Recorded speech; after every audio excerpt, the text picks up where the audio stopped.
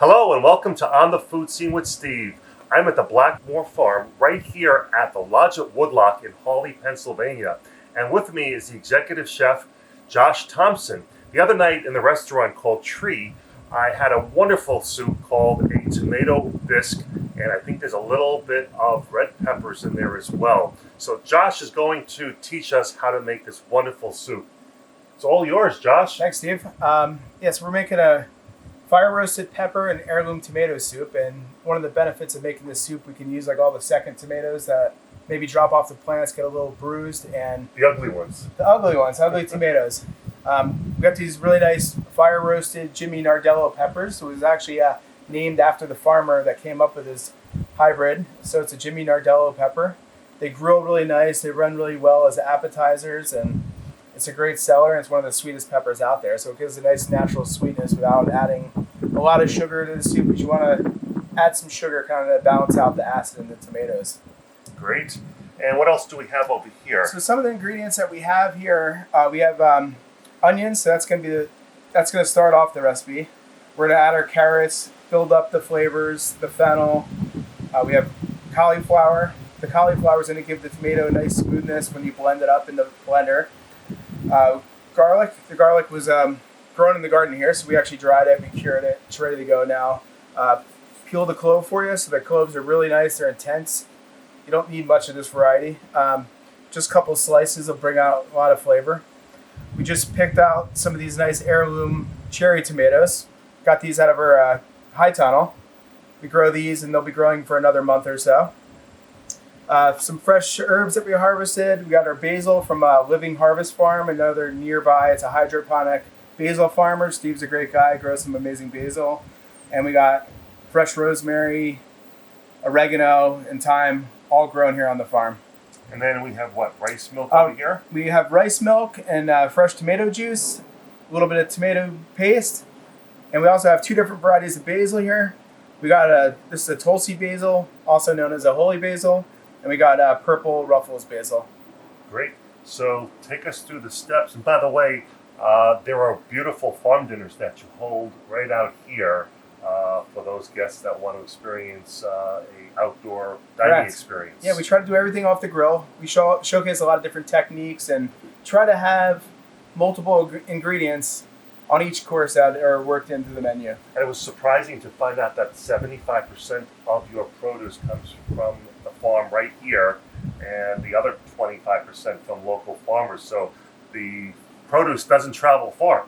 Yeah, we did a nice tour of the garden earlier, so you can see what's coming out of here. We grew some amazing corn this year, some of the best I've had. We tried lots of different varieties, but we made some really good corn dishes. Great. Well, tell us what we're going to do All right, here. so we're going to start off with a little bit of olive oil. You can also use canola oil, grapeseed, but we're going to be cooking this at a low temperature, so you don't have to worry about your olive oil scorching. We're going to slice up a little bit of the garlic.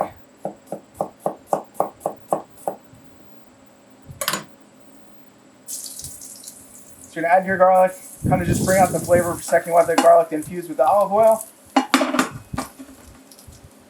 We're going to add our onions. And it's okay to get a little bit of color on these. You don't have to sweat it so it's translucent. Because we're gonna blend this soup, and it's gonna be a nice fine puree. I smell it already.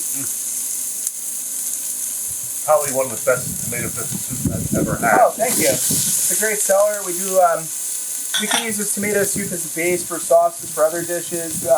We like to run a grilled cheese special at lunch using Calkins Creamery cheeses, a nearby cheese producer. Emily does a great job and has some amazing cheeses. I really like the 1841 cheese. It's one of my favorites.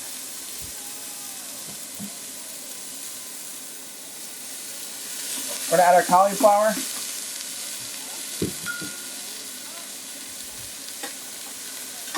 So by using the rice milk instead, it's dairy-free? Keeps it dairy-free, so we don't have to add any cream. Everybody makes a nice cream of tomato, so this is going to have a nice creamy texture.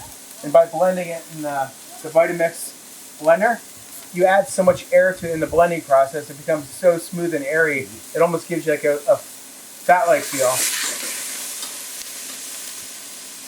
A little bit of salt and pepper. We use kosher salt. Now, what is the reason people always ask, why do you use kosher salt? Kosher salt has a really nice balanced flavor, and sea salt tends to get a little bit more. Has more of a saltier kind of flavor as the soup sits. It gets more saltiness to it. And this is actually pretty quick. A lot of people have their soups cooking all day.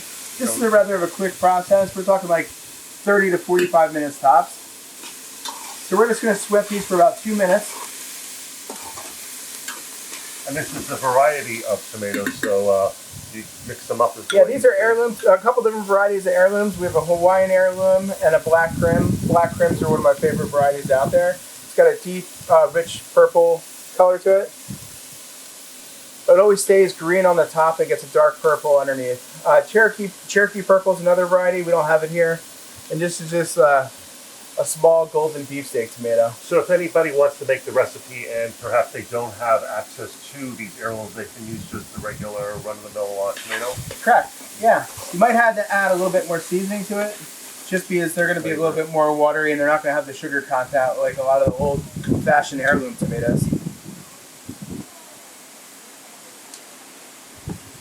And we're just going to pick some of the herbs in here. You can chop them or pick them, but since we're using the blender is so high speed. It's a very fast blender. Probably, if I had to pick a kitchen tool that I really enjoy working with, I couldn't live without that machine. Would an immersion blender work with this recipe? It does. It'll give your soup a little bit more texture. So the soup will be a little bit more coarse, but it's not going to affect the flavor by any means. And while you're preparing it, I was amazed to find out that you have a cookbook that was published a few years ago. Oh yeah, we're doing really well with it. We sold a lot of copies. And I heard you're getting ready to do another one with some more recipes. One of the recipes that we're making today, actually. This is such a crowd favorite. You know, we get a lot of recipe requests for this. So this is going to be a great addition to the new cookbook. We want to try to focus our recipes around Blackmore Farm and try to kind of keep that in the title of the cookbook. And what I love is that some chefs are so secretive about sharing recipes, and you folks here at the Lodge at Woodloch are more than happy to share recipes. Yeah, we're all here to make great food. There's no reason, no one's ever going to make the recipe exactly the same. You can get very close, but by developing good technique and knowing when to put the ingredients in the pot, that really builds the flavor profile. So we're going to add our tomato paste at this point. We want to get a slight caramelization to it. That's going to help build some deep, rich flavor from the tomatoes.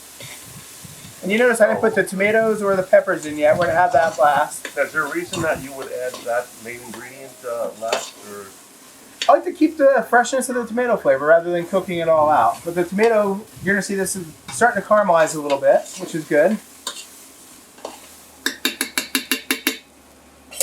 And to roast these peppers, you just put them on a grill? Yeah, you're going to get like a nice charred smokiness to it. And like I said, great appetizer. You can cut them open, take the seeds out. You can stuff them with goat cheese, chorizo, kind of do your own take on sausage and peppers. So we're going to rough chop these. Doesn't have to be perfect. It's going into the blender. And now we'll add our tomatoes.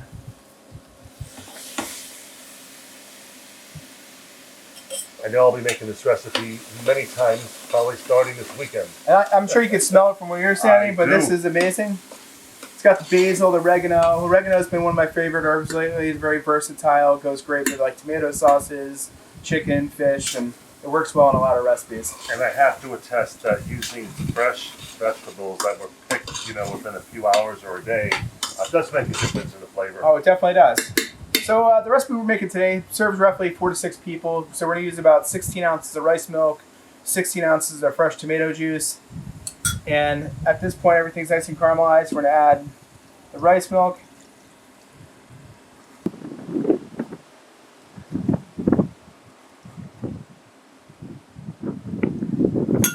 Could you use like a vegetable juice instead of a tomato juice? Oh, definitely. Yeah, you can use carrot juice. The carrots actually bring out a lot of the natural sweetness. So by using the carrots, you can eliminate using any sugar, sweat them out, especially when you're getting nice carrots that are grown right here at the farm. You can get a really nice, sweet, balanced soup, and the fennel kind of gives it that nice anise hint to it, and the fresh basil, the tulsi is very healthy. It's great for our immune system, and this is a very healthy alternative than using cream in your soup. We're going to blend this up. We'll plate one up in a few minutes. So So we'll kind of let this go for about 10 to 15 minutes. The vegetables will be nice and soft. And we'll be back in a few minutes. Wow, Chef, that was great how that all came together. You blended it up, and now we're going to make a little salad and taste that wonderful Yeah, we're going to soup. plate up the soup, and we just picked the cherry tomatoes here, so we're just going to make a simple tomato salad using some of the tulsi and purple basil. So you're just going to slice these up in any shape that you like. We're going to toss them in a bowl with a little bit of organic olive oil. And there's 3 different varieties of heirloom tomatoes. It's funny, years ago in the supermarket, you just see the same old orange tomatoes. And now we've got all these. It's quite evolved. All the heirloom vegetables Yes. really came back into play.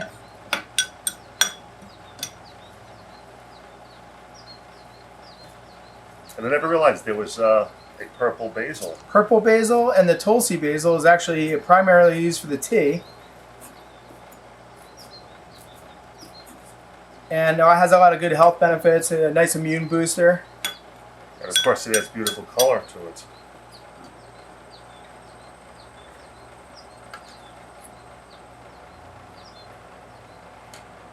Oh, does that smell good? I wish you folks out there could smell this, but you'll have to make it to do that.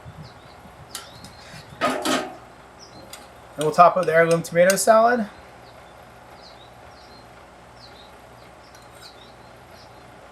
What a perfect That's a wrap. appetizer here. Wow. For those folks that want more information about the Lodge at Woodloch, what is the website? You can visit us at thelodgeatwoodloch.com. You can get more details on the property, see some of our dining and special events, and you can also visit our gift shop, and you can purchase the cookbook through our gift shop through the website. Or online, great. And better yet, why don't you make a reservation to come to this beautiful hotel, and you will definitely enjoy going through the farm, getting tours of the farm, spectacular food, and the top-notch spa. And I'm smelling this soup, so I think it's time for me to taste it. Spectacular. For On the Food Scene with Steve, I'm Steve Freese here in Hawley, Pennsylvania. Bon appetit.